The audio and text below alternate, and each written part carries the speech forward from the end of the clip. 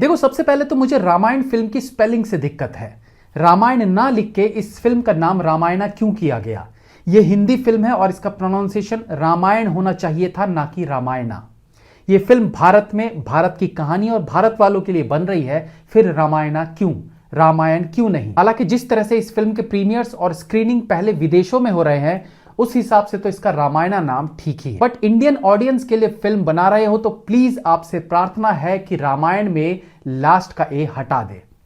अब मुद्दे पर बात करते हैं। नितेश तिवारी की अपकमिंग फिल्म रामायण, सॉरी, इससे बेहतर होगा कहना नमित मल्होत्रा की अपकमिंग फिल्म रामायणा, क्योंकि नमित मल्होत्रा फिल्म के प्रोड्यूसर हैं और पिछले 1 साल से उन्होंने फिल्म के बजट को लेकर जो हल्ला मचाया हुआ है, वो भी एक प्रोड्यूसर होके वो कभी कभी हास्यप्रद लगने लगता है। नॉर्मली एक फिल्म की चर्चा या फिल्म के बारे में बात करते हुए डायरेक्टर और एक्टर को देखा गया है, लेकिन रामायण फिल्म को लेकर नमित मल्होत्रा सबसे ज्यादा बात करते देखे गए हैं, और उसमें भी जब तक वो 4000 करोड़ बजट की बात ना करे, उनकी बात पूरी नहीं होती। How much money are you spending on this? What is the... It'll be about $500 million by the time we're done on both films put together.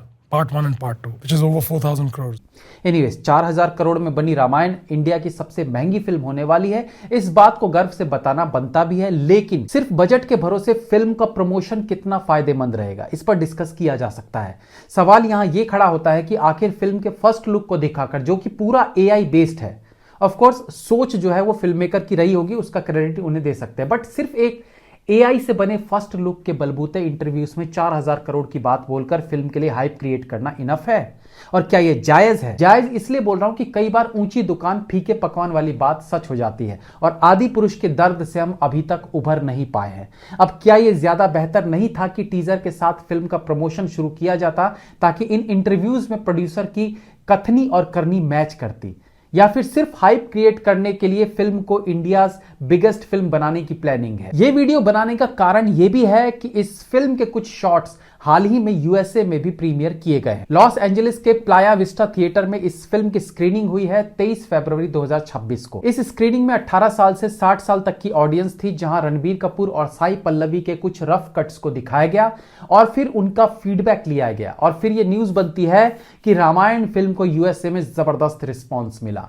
मैं हमेशा से इस बात को लेकर कंफ्यूज रहता था कि कुछ फिल्म मेकर्स हमेशा अपनी फिल्म को पहले बाहर के फिल्म फेस्टिवल में क्यों दिखाते हैं और उसके 2-3 साल बाद उसे इंडिया में रिलीज करते हैं, या कई बार तो रिलीज भी नहीं करते हैं।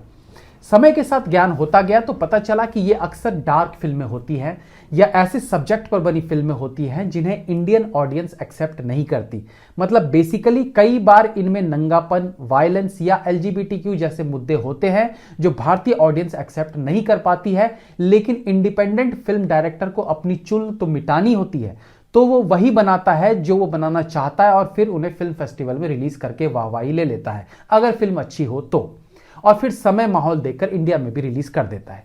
तो चलो ये समझ आया कि इनके सब्जेक्ट ऐसे होते हैं कि इनकी मजबूरी है कि ये पहले पूरी दुनिया को दिखाते हैं अपनी फिल्म, और उसके बाद फिर अगर पॉसिबल हुआ तो इंडिया में रिलीज करते हैं। लेकिन रामायण तो हमारी फिल्म है, हमारी संस्कृति को दर्शाती है, फिर इसके मेकर्स को पहले USA में दिखाने की क्या जरूरत पड़ी, फिल्म फेस्टिवल्स में दिखाने की क्या जरूरत है, सिर्फ इसलिए कि वहां की वाहवाही भारतीय न्यूज़पेपर्स और सोशल मीडिया पर ज्यादा बज़ क्रिएट कर सकती है?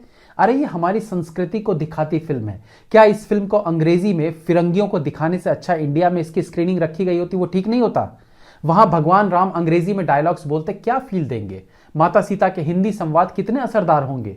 चलो ठीक है, इसे हम फिल्म को प्रमोट करने का एक तरीका मान लेते हैं। अब 4000 करोड़ का झुंझुना मार्केट में डाल चुके हैं नमित मल्होत्रा, तो वो 4000 करोड़ उन्हें वसूलने भी तो है, और इंडिया में महीनों तक थिएटर्स फुल होंगे तो भी ये रकम वसूल नहीं हो पाएगी। तो ऑफ कोर्स बाहरी देशों में फिल्म का बज होना जरूरी है। अब सवाल उठता है कि कितना बज और क्या बज क्रिएट करके सिर्फ लोगों को थिएटर तक खींचना मकसद है, या वाकई में फिल्म उसी लेवल की बन रही है? क्योंकि जितनी मुझे फिल्मों के बारे में जानकारी है या ज्ञान, जो भी कह लीजिए आप, उस हिसाब से सिर्फ बजट होना काफी नहीं होता। अगर उस बजट का यूज करना फिल्म मेकर को नहीं आता तो बजट तो 500 करोड़ आप सिर्फ एक्टर के स्पॉट वॉइस से लेकर उसके मेकअप मैन, होटल और वैनिटी पर भी खर्च कर सकते हैं। 1000 करोड़ रुपए आप फिल्म के स्टार्स के नखरे पूरे करने में कर सकते हैं। अनुराग कश्यप की बॉम्बे वेलवेट जैसी बड़ी बजट की फिल्म क्यों फ्लॉप हुई? क्योंकि उन्होंने खुद कहा था कि मुझे समझ नहीं आ रहा था कि इतना पैसा खर्च कहां करूं। अब अनुराग कश्यप तो जुगाड़ू फिल्म मेकर हैं, वो तो व्हील चेयर पे कैमरामैन को बिठा के चेजिंग सीन शूट करवा लेते। उन्हें करोड़ों दे दोगे तो वो बेचारे कंफ्यूज हो जाएंगे। वही बात यहां है कि 4000 करोड़ को कैसे इस्तेमाल किया गया और 4000 करोड़ में film writing, production, VFX, location आदि पर क्या खर्च किया गया है और कितनी सही जगह पर यूज किया गया है, वो तय करेगा ये फिल्म कैसी बनी। बजट का सही जगह यूज करने की कला राजामौली में थी, जिन्होंने 350 करोड़ में बाहुबली के दोनों पार्ट्स बना दिए। अब ये रामायण के प्रमोशन का सिलसिला केवल यूएस तक सीमित नहीं है। ये दिवाली में रिलीज से पहले फिल्म कहां कहां प्रमोट की जाएगी उसकी लिस्ट बहुत लंबी है। 23 जुलाई को इस फिल्म का ट्रेलर लॉन्च है यूएस में सैन डिएगो कन्वेंशन सेंटर में।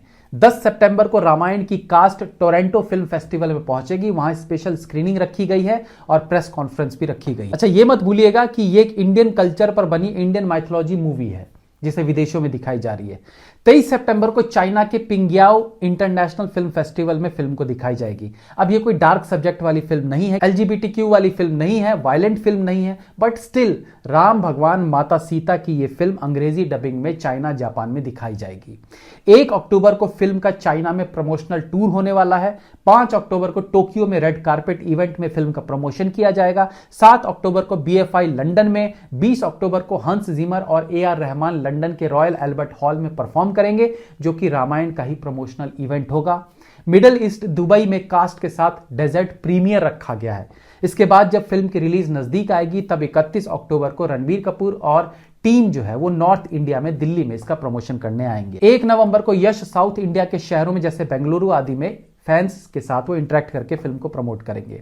5 नवंबर को राष्ट्रपति भवन में फिल्म की स्क्रीनिंग होगी। 7 नवंबर को मुंबई के NMACC में ग्रैंड प्रीमियर रखा जाएगा, जिसमें बॉलीवुड और साउथ के दिग्गज एक्टर्स, फिल्म मेकर्स को फिल्म दिखाई जाएगी और फाइनली 8 नवंबर को यह फिल्म थिएटर में रिलीज होगी। प्रमोशन का इतना लंबा चौड़ा हिसाब किताब आपने शायद ही किसी दूसरी फिल्म के लिए कभी देखा होगा। अब बड़ा सवाल कि क्या सच में इतनी ग्रैंड है, इतनी बड़ी है ये फिल्म जिसे पूरी दुनिया में प्रमोट किया जा रहा है, या कहीं फिल्म मेकर अपनी फिल्म के लिए कॉन्फिडेंट नहीं है और उसी के चलते पूरी दुनिया में इसका प्रमोशन किया जा रहा है ताकि बज़ क्रिएट करके जितना हो सके घाटा पूरा किया जाए। देखिए, आदिपुरुष फिल्म के बाद मैं चाहता हूं कि रामायण सब्जेक्ट को लेकर एक इतनी भव्य, इतनी विशाल फिल्म बने कि पूरी दुनिया में उसका डंका बजे, पूरी दुनिया हमारी संस्कृति, हमारी सभ्यता, हमारे इतिहास को जाने। लेकिन आदिपुरुष ने जो मट्टी पलीत की थी उसके बाद इस तरह के सब्जेक्ट पर बनी फिल्मों से डर लगता है कि कहीं फिर ये हमारे इतिहास को पॉपुलर करने की बजाय उसकी भद न पिटवा दे। 4000 करोड़ एक बहुत बड़ी रकम होती है, बहुत बड़ी मतलब बहुत बड़ी। अगर उसका सही जगह यूज हुआ होगा तो डेफिनेटली ये फिल्म इतिहास रच देगी।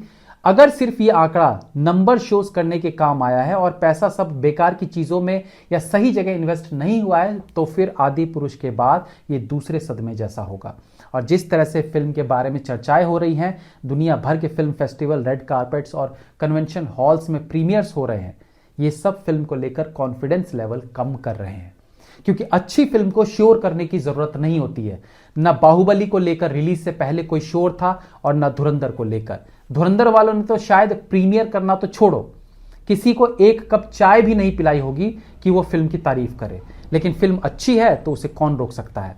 खैर, hope for the best. Have a nice day.